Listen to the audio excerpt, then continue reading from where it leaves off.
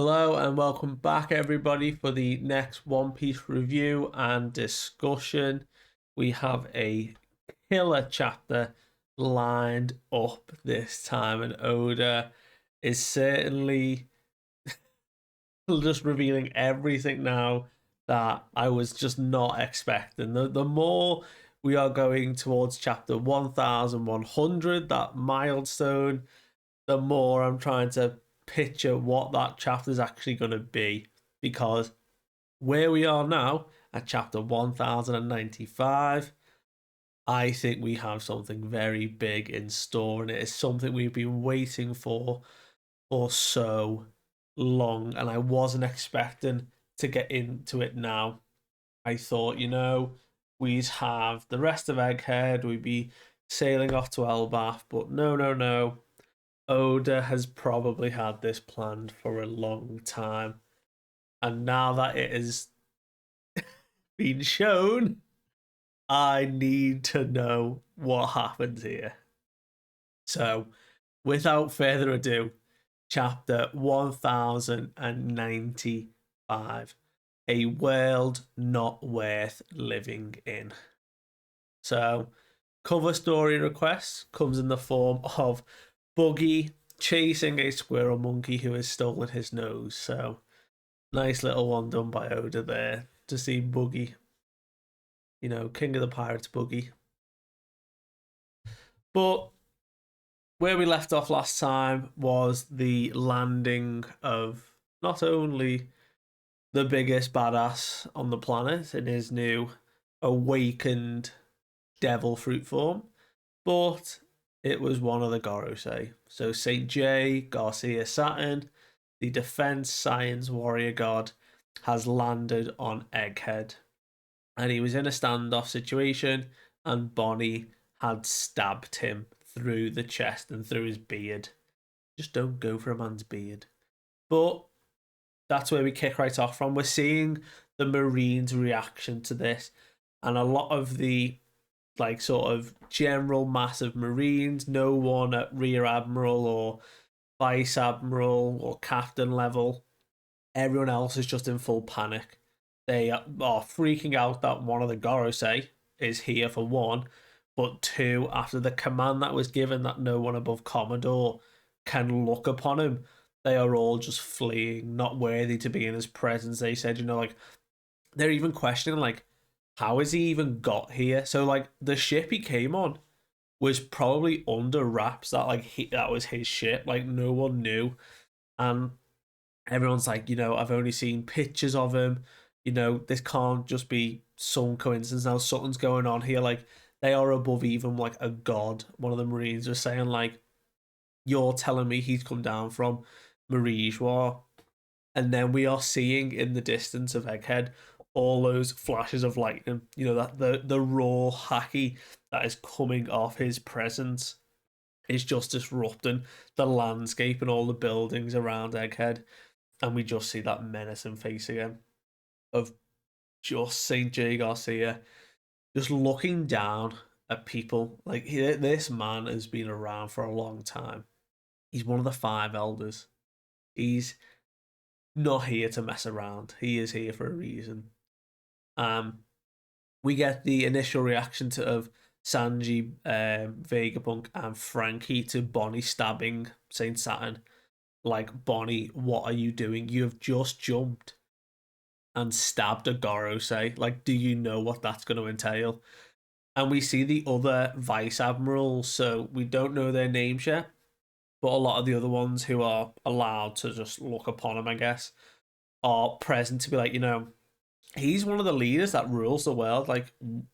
That's it now, Bonney. Be prepared. We're not letting you just get away with that. And they are getting angsty, these vice admirals. And Vegapunk's got just the biggest look of shock on his face watching Bonney do this. But then we see Saturn's eyes glow again, like we did the last time when he annihilated that poor Marine's head. His eyes go that ghostly white, burning with rage. And I could just hear in the deliveries quiet, you insects. if I didn't want to get stabbed, I would have dodged. And whatever move he's doing with these glowing eyes, it sends Bonney flying back. Another headshot. Her head doesn't explode like that Marine's. So it could be something to do with just like power level or like willpower and like defense. But just knocks Bonney flying. And in just the easiest motion, he just grabs a hold of Bonney. So now Bonney is trapped in St. J. Garcia's hand. Like his hand is around her, crushing her. And Sanji's just like not gonna take it. He rushes in, bang. Same thing happens to him. Another headshot. His head just like squirts blood, and he goes down to the ground. And St. J. Garcia just like pulls the saber, the sword, out of his beard, and the wound just heals. It just completely like evaporates and is gone. And even Frankie's like, "Whoa, wait, where's his wound just gone?" And Sanji's like recoiling, like Sanji's hurt, and he's like, "What was that? What's happened here?" But all the vice admirals, we've got all of the ones we've seen, the new ones, are charging towards Vegapunk. They're like, right, this is our time now. While like Saint J Garcia is here, there's no need for them to run now. Like we've got this in the bag basically. And again, Garcia just comes out with just some of the killer lines this chapter. Is like, took you longer than expected. Kizaru, I'm surprised, but you know what? I understand. And he looks down at Luffy, and Kizaru is just flat out. He's just like, my apologies. You'll have to excuse me. I'm not going to be able to move for a little while. Like, Luffy's done a number. And he's like, don't worry. And he just immediately jumps into action and decides to just try and pierce Luffy while he's all shriveled and wrinkled from his Gear 5 limit. Pincer him on the ground. But my boy Frankie ain't about to let that happen. Strong right coming in to save Luffy, gets him out the way, grabs a hold of him. And he's like, wow, pretty strong crew you've got there. And even Frankie then starts laughing, like, oh, even the leaders at the top of the world are after my captain. Like, this is good. And Garcia's like, well, Straw Hat, Bonney, joining the battle was very unexpected. But how are you expecting to get out of this? You are surrounded by Marines now around the entire island on the brink of destruction. If by some twist of fate you can manage to escape, I'd like to see it. So, is this Oda starting to hint of some twist is about to happen on Egghead? This globe shattering, the world changing event that he spoke about at the start of Egghead, that is going to be like, it's going to go down in history as something, one of like the biggest things. Is it going to be that an emperor has been bested and that Luffy's defeated? Or would it be more earth shattering if one of the Gorosei was on land and was beaten? There is so much that is yet to unfold at Egghead. The more we go into it, the more there still is left to like find out, and anything could happen. This twist of fate that's coming for Luffy and his crew, I'm very interested to see. And again, St. J. Garcia continues, and now he turns his gaze on Vegapunk. He's like, you know what, Vegapunk, it's a shame you betrayed us. The technology and all your contributions that you gave to the world government and the military, I thank you. It's just a shame that you've got to do this. But he's like, I'll be nice. Tell me who dies first, in the most painful order you can give me, because they want you to die with regret. He's like, you oppose the world government, then you're going to pay the price. And everyone else is going to die first, and you're going to regret it, and then you'll die. They're really sticking it to him, and he starts to crush Bonney in his hand, just literally just squeezing the life out of her. And he's like, why is it when humans are told to do something, they just don't do it? Like, what is happening? And this is where our boys are on the floor, Sanji and Frankie and Vegapunk, they're like, look, like, can any of you like actually move right now? Like, there's some invisible force like holding me down. And it's not like Conqueror's hockey, it's not like that and that strong. And Vegapunk's like, look, if it's not anything like that, it's not science, it's got to be his devil fruit. So something that his awakened form for St. J. Garcia is allowing him to do in an area around him is keeping like this aura on top of people that like just basically paralyzes them. Like they can't move. And Bonney is still conscious and is just goading at Saturn, saying, you know, you killed my father, killed him. And he was like, oh, Kuma. No, yeah, I remember. He was born a slave, you know, a remnant of a tribe of people that committed a grave crime. Ah, yes, yes. The lone survivor of the exterminated Buccaneer people. So, big lore drop of this chapter so far is the confirmation of Kuma's race. He is a Buccaneer. So, a completely new race we've not heard about. But for him to say it's exterminated, to commit the grave crime, we could hopefully hypothesize that these are people who opposed the world government or weren't a fan of the world government many years ago, but were eradicated. But Kuma is the lone survivor of this clan. And Vegapunk's got an incredibly shocked reaction to this news. Like, I don't even know if he knew this news. He looks this shocked. Like, this is something that was kept under wraps. And with this conversation happening, Bonney has a flashback. And it's Kuma talking to her as a child. And he's like, Bonney, ever since I was a kid, you know, I always wanted to be the hero. I wanted to be the one who brought freedom to those who were suffering. You know, just like the warrior of liberation, Nika.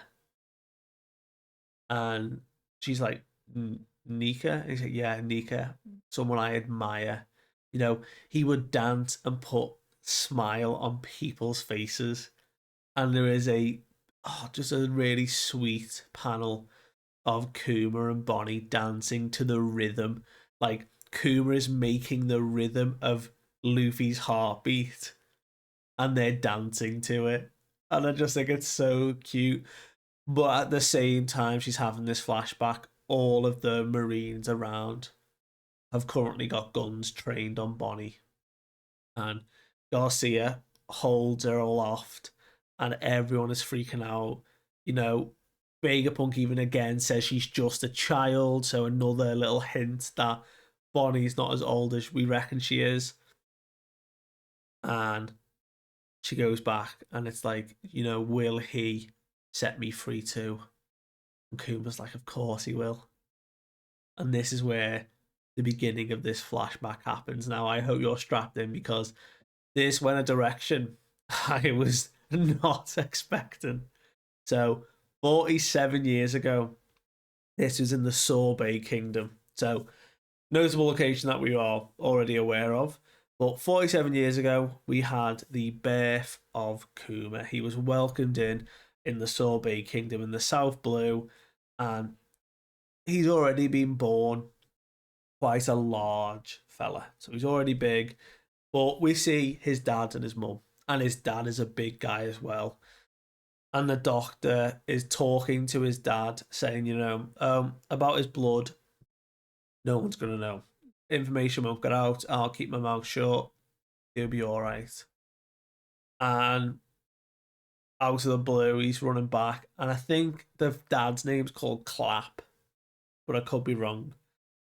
He's like, the government had eyes in the hospital he's apologizing, like, I'm so sorry, your Buccaneer, blood runs in your veins, like, you've got to, like, get out.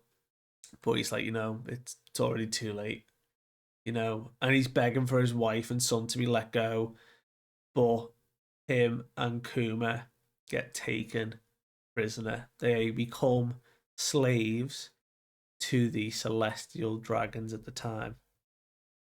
And we can see them like gloating that they have a Bacchanian slave, and even at his age, like Akuma, like, look at the strength he's got, like, super strong already, but he's going through absolute torture. They're beating him, whipping him, telling him to stop crying, like putting guns at him. But Kuma's dad keeps him occupied and happy, and he's like, "Look, how you doing? It's so nice that he's still here with him." And then we just get the heartbreaking news that Kuma's mum had passed away. She's gone to a better place, and the both of them are in tears. And this whole conversation continues to revolve around the god of sunshine, Nika. And it's Kuma being told, keep enduring, live on, like, fight on, the warrior of liberation is coming. And it's the conversation he has with his dad about, like, who is he? Who is it that's going to save us? And he goes through the legend of, like, this warrior that was passed down through the people of the Buccaneers, and he will one day bring about the freedom of the ocean. He's always laughing. He moves in the rhythm that makes people laugh, and his dad starts doing the heartbeat to Kuma, and Kuma's laughing, and just for a moment, like, even though they're all chained up, he's getting happy again. And then Kuma's dad just gets shot in front of him. I mean, Oda really just doesn't hold back on people's backstories and how traumatic they are. Kuma's born, gets immediately turned into a slave by the Celestial Dragons just because of his size and strength and his bloodline. His dad tells him of this rhythm that makes people happy from the Warrior of Liberation, and then he's just shot in front of him.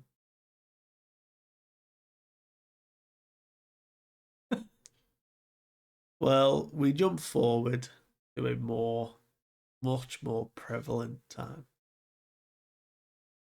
38 years ago in the West Blue. Now, already, for those of us who are astutely aware, before we carry on, know that this time also coincides with a very prevalent moment. So, we have the announcement from the Celestial Dragons that once every 3 years, now as it coincides, that we are going to host the Population Eradication Tournament. These guys are messed up. Every 3 years, they host this tournament, this mass culling. And this year, they hold it on a non-world government affiliated country. So they must choose a country to host it at, where they just go and hunt and really dystopianly and sadistically hunt the natives down. And it is announced that this year it will be hosted at God Valley. God Valley. Is this it? Are we getting into this now? I think we are. So we get the picture of God Valley, this island that so namelessly is calling themselves after the gods, and it's rich in resources, but they are treacherous, and it's now being taken over by the world government. And we see the current king of God Valley, this man who's like, what are you doing to my people? Are you crazy? This is my country. You are not going to get away with this. and then he's cut down. We see this figure just sword clean swipe across the neck of this king. And we see this young figure sheaths his sword, looks majestically around like he's just done a noble thing. And everyone's like, whoa, whoa, hold your horses. Please. St. Garling. We were introduced to him way back when we had the Celestial Dragon who saved Shirahoshi, put on trial and killed. We had his reveal as the commander of the God Knights. And he was a very old man with the crescent moon, sort of hairdo style. This young version of him, some notable changes. He has part of the crescent moon. He hasn't got the beard. He's clean shaven, much younger, but the hairdo's there. We see him with this big sword, and he's well adorned in this like knight armor. And he's a god knight, so he's not commander right now. But Saint Figerland Garland here is very young. And the theory holds even more true now, that this man is the father of Shanks. Because looking at this man now is identical to Shanks. And I mean, if we were to cut his hair and put it long, it's Shanks. He will have red hair. I will put a lot of faith in the fact that when we get a reveal of his coloured look, he will have red hair.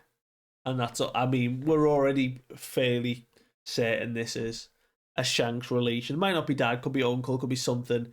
But we are at God Valley. I can't believe I'm saying that. And we have what looks to be a young Shanks. So, say Figgle and Garland, everybody.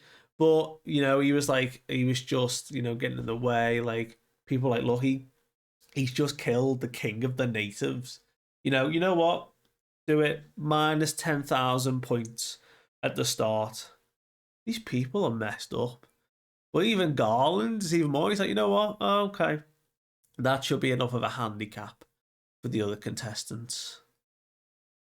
So we're going to get some notable figures going on a hunting party, like quest, Hunger Games-esque style, Battle Royale, really dark, twisted. Is this the Battle Royale that Oda talked about this year that we're about to see go down at God Valley?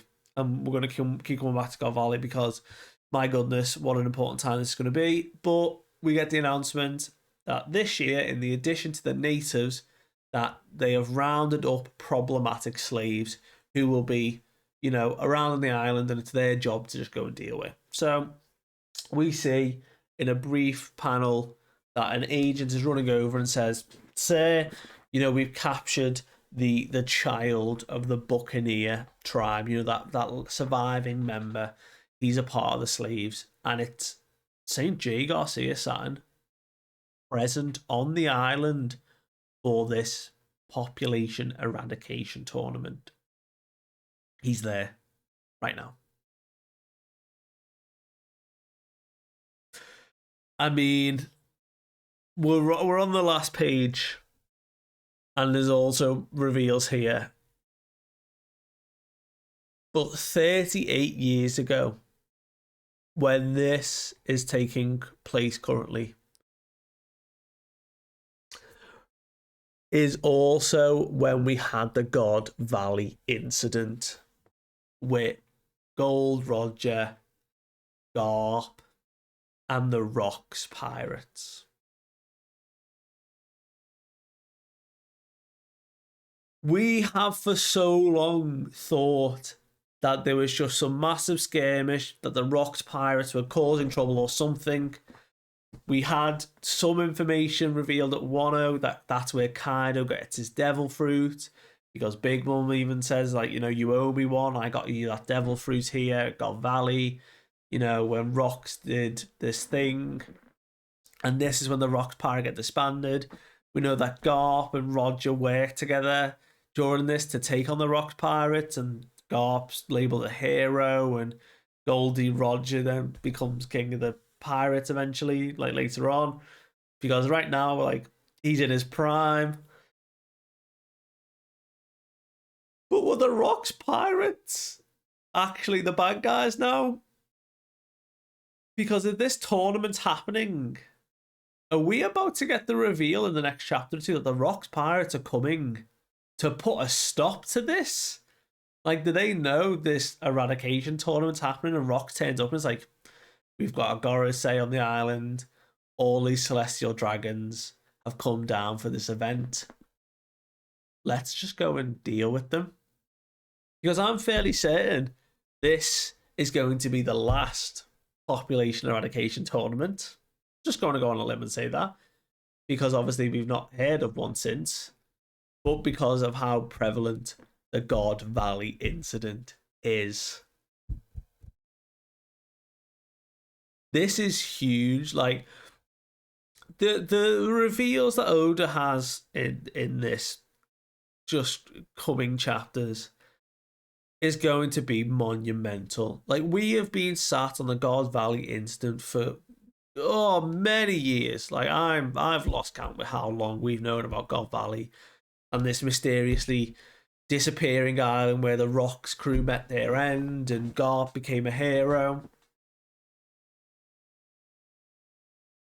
And lo and behold, it turned out that the start of God Valley was actually the Celestial Dragons are hunting the natives and some slaves. And we see some of the slaves. The last page of this chapter is some slaves dragging Kuma along, saying, look, you can't be escaping now. We'll all take responsibility for it. Otherwise, we'll get stick for it. So, you've just got to, just deal with it. Basically, if you run away, we'll end up dying. And Kuma's already, beaten a lot. And we see this figure, jump up on a cliff and, pronounces, hold up, I'm here, I see you're this year's prize. You're from the Buccaneer tribe, I heard. You have giant's blood in you. And we see this smallish figure with a giant head and a young girl next to them going, my big brother, he's pretty big too, like those giants. And this figure's only my face is big. That's the point. But look at these people, what do they have? Why does everyone have such sad looks on their faces? I'm going to live. What about you? And we have Ivankov back. Young Ivankov is the slave at the time, pronouncing that they're going to live. What about you, Kuma? And we see next to him is slave Ginny, a very young girl eating a piece of meat. Is that a reference to Luffy?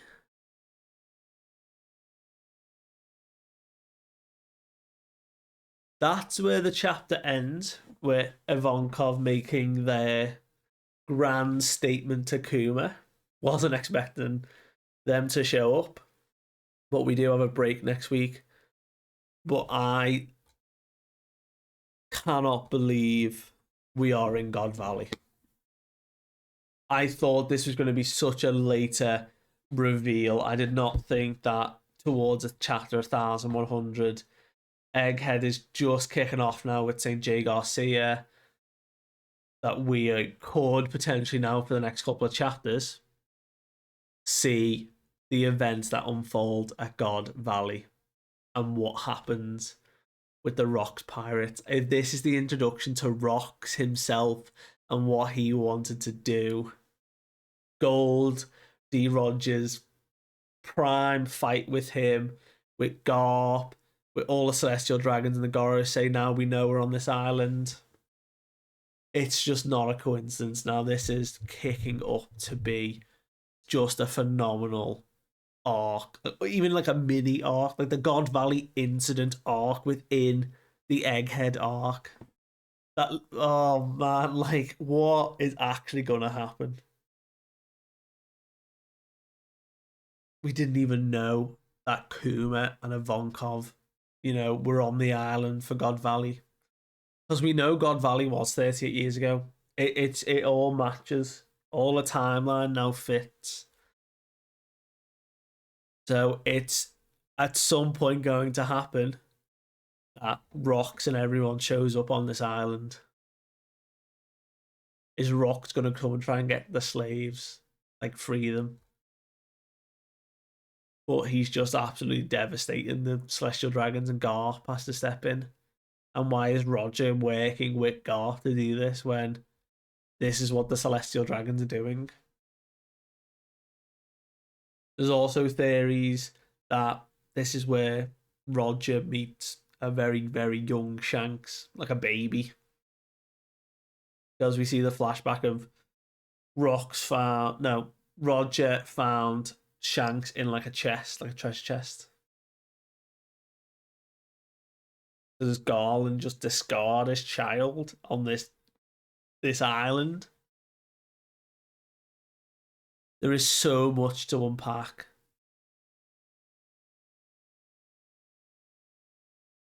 Well, we have to wait a week, but sure it'll be worth it.